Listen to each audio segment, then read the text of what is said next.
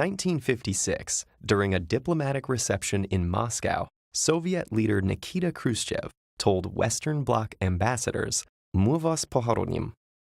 His interpreter rendered that into English as, "We will bury you." This statement sent shockwaves through the Western world, heightening the tension between the Soviet Union and the US, who were in the thick of the Cold War. Some believe this incident alone set East-West relations back a decade. As it turns out, Khrushchev's remark was translated a bit too literally. Given the context, his words should have been rendered as, "We will live to see you buried," meaning that communism would outlast capitalism, a less threatening comment. Though the intended meaning was eventually clarified, the initial impact of Khrushchev's apparent words put the world on a path that could have led to nuclear Armageddon. So now, given the complexities of language and cultural exchange, how does this sort of thing not happen all the time? Much of the answer lies with the skill and training of interpreters to overcome language barriers. For most of history, interpretation was mainly done consecutively, with speakers and interpreters making pauses to allow each other to speak. But after the advent of radio technology, a new simultaneous interpretation system was developed in the wake of World War II.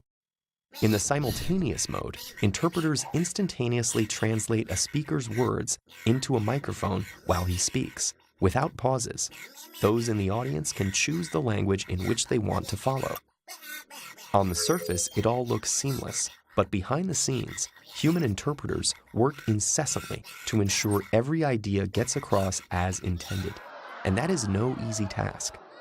It takes about 2 years of training for already fluent bilingual professionals to expand their vocabulary and master the skills necessary to become a conference interpreter.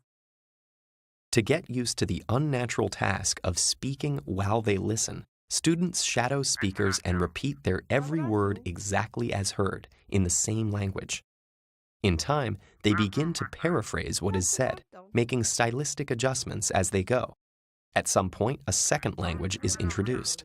Practicing in this way creates new neural pathways in the interpreter's brain, and the constant effort of reformulation gradually becomes second nature. Over time, and through much hard work, the interpreter masters a vast array of tricks to keep up with speed, deal with challenging terminology, and handle a multitude of foreign accents. They may resort to acronyms to shorten long names, choose generic terms over specific, or refer to slides and other visual aids. They can even leave a term in the original language while they search for the most accurate equivalent. Interpreters are also skilled at keeping aplomb in the face of chaos. Remember, they have no control over who is going to say what, or how articulate the speaker will sound. A curveball can be thrown at any time. Also, they often perform to thousands of people, and in very intimidating settings, like the UN General Assembly. To keep their emotions in check, they carefully prepare for an assignment, building glossaries in advance, reading voraciously about the subject matter, and reviewing previous talks on the topic. Finally, interpreters work in pairs. While one colleague is busy translating incoming speeches in real time, the other gives support by locating documents, looking up words, and tracking down pertinent information.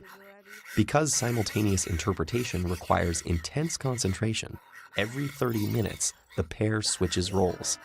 Success is heavily dependent on skillful collaboration. Language is complex, and when abstract or nuanced concepts get lost in translation, the consequences may be catastrophic. As Margaret Atwood famously noted, war is what happens when language fails. Conference interpreters, of all people, are aware of that and work diligently behind the scenes to make sure it never does.